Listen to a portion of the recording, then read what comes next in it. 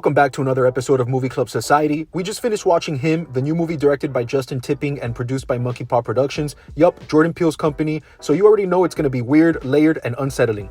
The film stars Marlon Wayans and Tyreek Withers, and it's this wild mix of supernatural, psychological, and sports horror. So the movie kicks off with Cameron Cade, a young quarterback right on the edge of NFL stardom. He's got the talent, the drive, and the legacy, but right from the start of the movie, things take a hard turn for him. Now, instead of a typical sports injury, Cam gets attacked literally by a demonic entity right on the field. It comes out of nowhere and hits him in the head, leaving him with a brain injury that threatens everything he's ever worked for. That moment alone tells you this is not your average sports movie. Cam wakes up disoriented and his future is suddenly in question. No one seems to care except for one person, Isaiah White, played by Marlon Wayans. Now, he's a legendary quarterback and Cam's childhood idol. Isaiah reaches out and invites Cam to train at his private desert compound. Now, it sounds like a dream, right? But once Cam gets there, things start to feel off. He's asked to give up his phone. The compound is eerie and isolated. Isaiah's wife, Esley, is a social media influencer who feels more like a cult figure than a partner. And Isaiah? He's intense, charismatic, but also kind of unhinged. The training gets brutal. Cam is pushed to his limits physically, mentally, and spiritually. There's so many strange rituals, blood transfusions, and visions of demons. Isaiah keeps talking about becoming him, the GOAT, the vessel of greatness, but it's not just about football anymore. It's about legacy, power, and sacrifice. So there's this intense scene during one of Isaiah White's brutal training sessions at the compound. Cam is forced to throw footballs under this extreme pressure.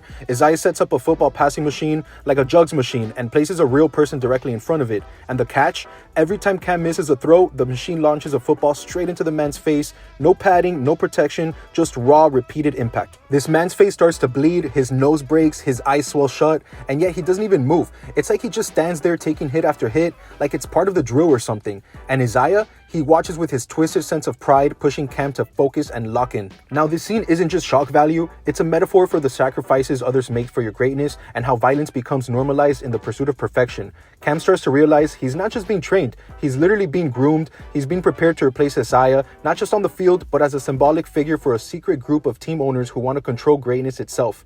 So I'll tell you this, the movie's core theme is ambition and sacrifice. It asks, what are you willing to give up to be the best? Cam's chasing greatness, but the cost, physically, mentally, and spiritually, it's steep. The story blurs the line between reality and symbolism, and it's meant to make you uncomfortable. But because it leans so heavily into metaphor, some parts feel unexplained or random. And if you're looking for a clear, straightforward plot, this one's more about mood and message than logic. Now let's talk about Tyreek Withers really quick, because he's the star of the show. What makes his performance stand out is how loving and empathetic he can make Cam feel, even in the middle of all this chaos. He's not just reacting to horror, he's processing grief, searching for purpose, and trying to hold on to his humanity in a system that's trying to strip it all away. I've been a fan of him since the new I Know He Did Last Summer, and I must admit, he's the only reason why I stayed to finish this movie.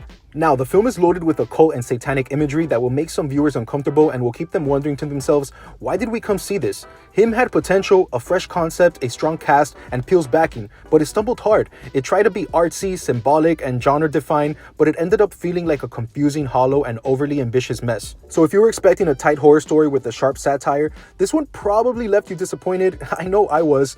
That's all I have for today. If you like this video, hit that like button and subscribe to the channel, because here at Movie Club Society, we train for legacy.